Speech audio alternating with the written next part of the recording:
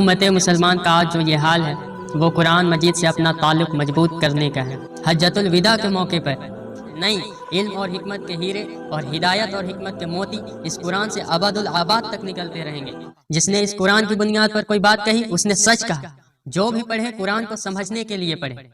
ان الحمد للہ نحمده ونستعینه ونستغفره ونعوذ باللہ من شرور انفسنا ومن سیئات اعمالنا من يهده الله فلا مضل له ومن يضلله فلا هادي له واشهد ان لا اله الا الله وحده لا شريك له واشهد ان محمدا عبده ورسوله اما بعد فان خير الحديث كتاب الله وخير الهدي هدي محمد صلى الله عليه وسلم وشر الامور محدثاتها وكل محدثة بدعة وكل بدعة ضلالة وكل ضلالة في النار أما بعد أعوذ بالله من الشيطان الرجيم بسم الله الرحمن الرحيم اهدنا الصراط المستقيم وقال الله تبارك وتعالى واعتصموا بحبل الله جميعا ولا تفرقوا۔ آج ہمارا جو موضوع ہے وہ ہے امت مسلمان کا آج جو یہ حال ہے وہ قرآن مجید سے اپنا تعلق مضبوط کرنے کا ہے۔ آج امت مسلمہ کا حال بہت خراب ہو چکا ہے اور وہ صرف اس لیے کہ انہوں نے اللہ کی کتاب کو چھوڑ کے رکھا ہے۔ نماز کے ہر رکعت میں کہتے ہیں اہدنا الصراط المستقیم، اے اللہ مجھے سیدھا راستہ پر چلا۔ کنہوں نے اس کا ترجمہ اے اللہ مجھے سیدھا راستہ دکھا کیا ہے؟ تو وہ بات ایک ہی ہے، جیسے کہ ہم بسم اللہ الرحمن الرحیم کا ترجمہ کرتے ہیں، شروع کرتا ہوں میں اللہ کے نام سے، میں شروع کرتا ہوں اللہ کے نام سے، اللہ کے نام سے شروع کرتا ہوں، تو یہ بات ایک ہی ہو رہی ہے۔ خیر، نماز کے ہر رکعت میں کہتے ہیں اہدنا الصراط المستقیم اور قرآن دیا ہوا ہے اس پر غور نہیں کرتے۔ عجیب تماشا ہے ہمارا۔ اور آپ صلی اللہ علیہ وسلم نے فرمایا وَهُوَ الصِّرَاطُ الْمُسْتَقِيمُ، صراط مستقیم یہ قرآن ہی تو ہے۔ الذکر الحکیم یہ قرآن ہی تو ہے۔ وَهُوَ حَبْلُ اللَّهِ الْمَتِينُ اور یہی ہے اللہ کی مضبوط رسی۔ اور اللہ تبارک و تعالی نے ارشاد فرمایا سورہ ال عمران آیت نمبر 103 میں وَاعْتَصِمُوا بِحَبْلِ اللَّهِ جَمِيعًا وَلَا تَفَرَّقُوا، اللہ کے رسی کو مل جل کر مضبوطی سے پکڑو اور فرقوں میں مت بٹو، اللہ کہہ رہا ہے۔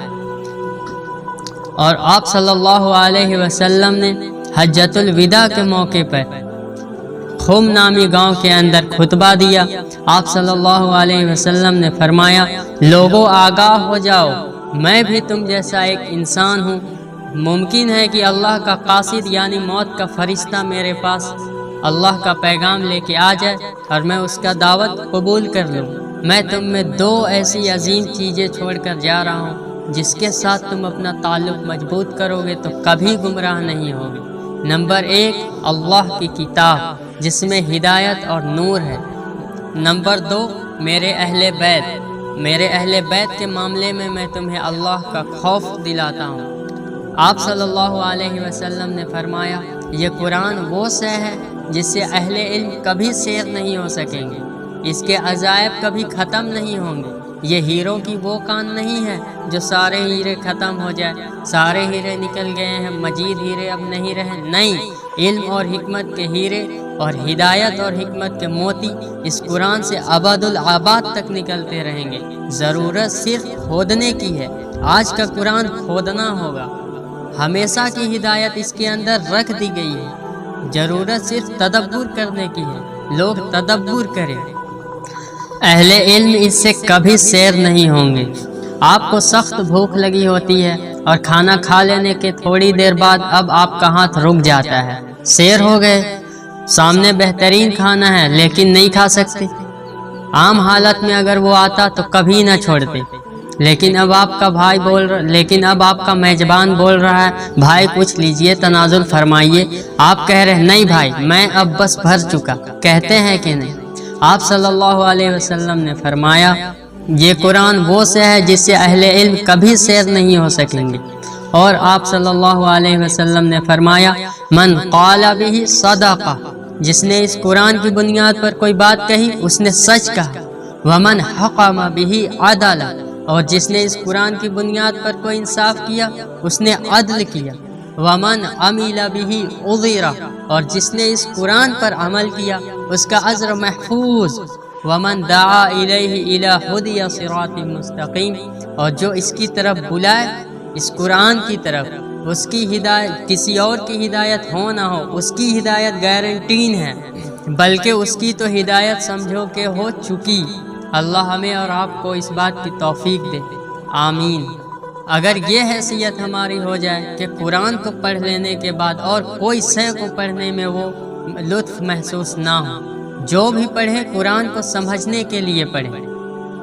اگر آپ سمندر کے پاس ہیں، سمندر تو آپ سے بہت قریب ہے، لیکن اگر آپ وہاں سے پانی نکالنا چاہیں تو اتنا ہی پانی نکالیے گا جتنا بالٹی آپ کے پاس ہے۔ سمندر میں تو پانی کی کمی نہیں ہے، لیکن آپ کی بالٹی، پھول کھلے ہیں گلشن گلشن، لیکن اپنا اپنا دامن، گلشن میں پھول کی کمی نہیں ہے، لیکن میری جھولی چھوٹی ہے، میں کیا کروں؟ تو اب آپ کا ظرف ذہنی وسیع ہونا چاہیے۔ ظرف ذہنی چھوٹا ہوگا تو آپ کتنا کچھ نکال لیجئے گا قرآن سے، اور یہ وسیع ہوگا دوسرے علوم سے۔ آپ سائنس جتنا پڑھتے چلے جائیے گا آپ کا ذہن وسیع سے وسیع ہوتا چلا جائے گا۔ منطق پڑھیے، ذہن تیز ہوگا۔ یہ ساری چیزیں در حقیقت پڑھنی چاہیے، کس لیے؟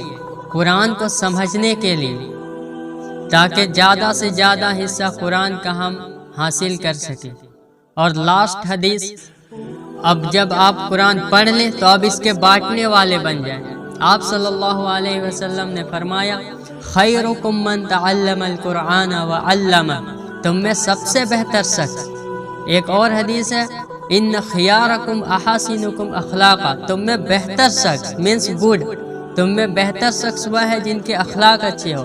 اور خیرکم من تعلم القرآن وعلمہ، تم میں سب سے بہتر شخص مینس ویری گڈ، تم میں سب سے بہتر شخص وہ ہے جو قرآن سیکھے اور سکھائے، پڑھے اور پڑھائے۔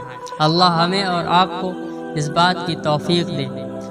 جتنی باتیں میں نے کہی اللہ ہمارے دلوں میں راسخ فرمائے، اور کہنے میں جو غلطی ہو گئی ہوگی اسے اللہ معاف کر دے، آمین۔ وما علینا الا البلاغ المبین۔